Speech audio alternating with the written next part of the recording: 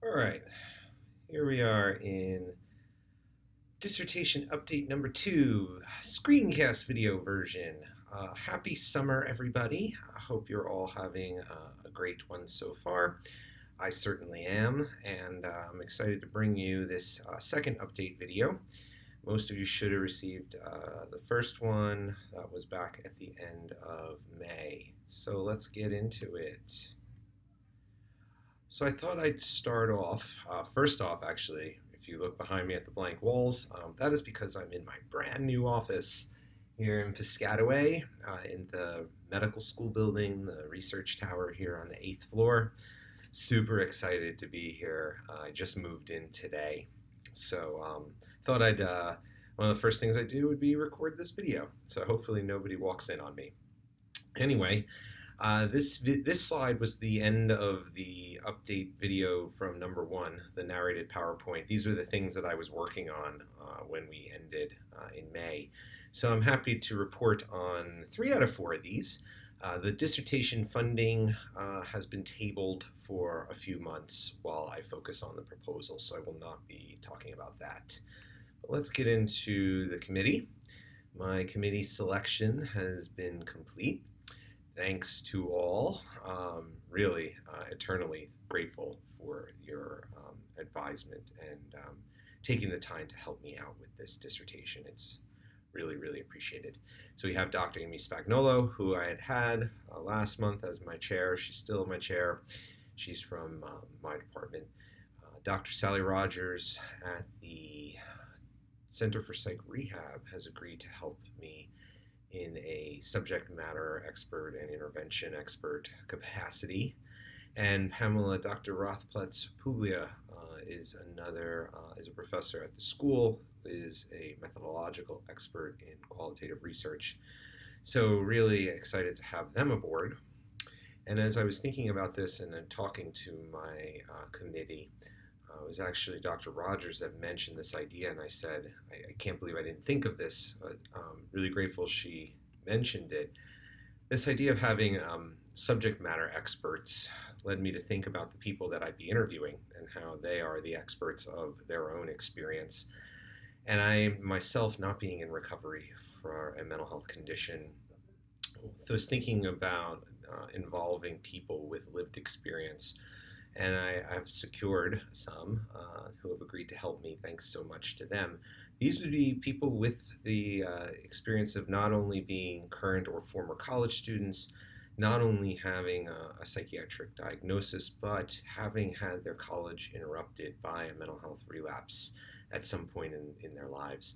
So they're in a very unique position to have a similar insight into the people that I hope to interview for this dissertation. So I think it really helps with credibility, with reliability, and with honoring the ethos of psychiatric rehabilitation and the experiences that the people who are going to share and have shared about what it was like to have a mental health condition and be in college and have to leave. Honor that story in the best way, in most respectful way. So they will be lending consultation to me at all phases of the dissertation, starting with right now, just kind of running ideas for them by them as I get further along with the proposal, how to refer to people and issues related to language, how to phrase questions that will appear in the interview packet, and then also with data collection and analysis. So really excited to have them with me as well. So the big the most work I've done, I guess, for the last month has been trying to refine my idea. Had a number of possibilities for design, and come and go over the last month. I actually thought I'd be doing a lot of reading this last month, but actually I've done a lot more writing and journaling type of stuff, and it's been really helpful. I didn't expect it. So had a fantastic opportunity come up talking to Sally. She mentioned that they had collected a bunch of qualitative data several years ago, 14 qualitative interviews worth, that really focused on the interruption experience. What led to that interruption? What led to them having to leave school due to their mental health condition?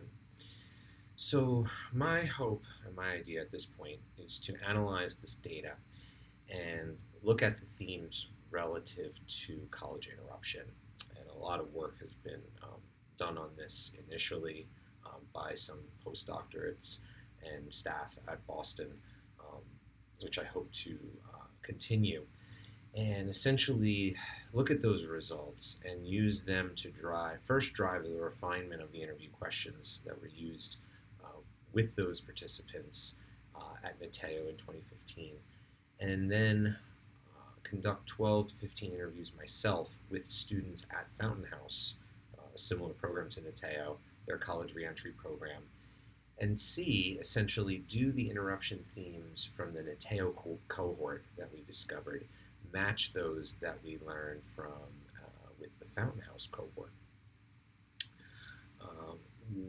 Should that happen, which I'm hypothesizing will, those results, those themes of what led to the interruption, what led to what withdrawal from school due to the mental health relapse, can really lend further support of those themes and address not any kind, but some of the validity concerns.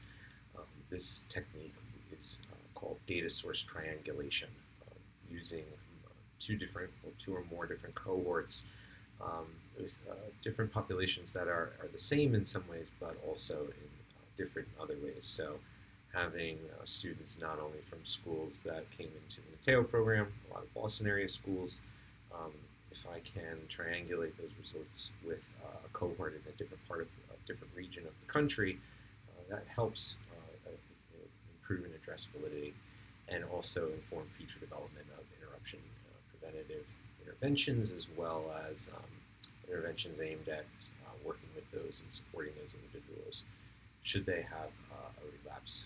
So long term, my idea is to conduct longitudinal studies examining college re-engagement following the interruption. So one way I hope to do that is to re-interview the Mateo cohort from 2015 to collect pilot data on those re-engagement themes that emerge. And then, sort of like I am hoping to do with the interruption themes as part of the dissertation, a postdoctorate study where I interview the Fountain House interruption cohort in 2 years. And when I'm interviewing them as part of the dissertation, sort of informing them at that point that I hope to get their help in a second interview in a couple of years to see what their perspective, how it has changed. So that's where I'm at with my idea. If you guys have questions or comments or feedback or criticisms of it, I definitely want to hear it. That would really help me. So lastly, colloquium update. So I have a working title. Might change, but I had to put one down for this announcement. But it is confirmed for August 2nd at 11 a.m. It will happen at our Piscataway campus here. I'm not sure exactly where yet. But the format will be I will present a PowerPoint slide deck for up to an hour outlining my dissertation idea and method, and then so that will be for up to 60 minutes, and then 30 minutes follow Q&A and discussion and whatnot. There will be a room number if you would like to attend in person, forthcoming, as well as a Zoom link for people attending remotely. Lastly, next steps. So I hope to schedule my first committee meeting with my committee sometime this summer, and I'm going to be working this next month a lot on preparing for the colloquium. Part of that will be the theoretical orientation. I have 2 that I'm working on, so if anyone has any thoughts or opinions on these, I would love to hear them as well. But I have some discussions lined up and some things to read as I look to figure out which one I'm going to use. And I'm also going to enjoy some vacation as well. That self-care, as we all know, is super important for not only the people in recovery, but the practitioners themselves and the researchers, I'd like to think. So anyway, hope you enjoy this update. If you have, again, any questions, comments, feedback, please send them my way. Email would be the best way to do that. Thank you guys so much. Talk to you next month.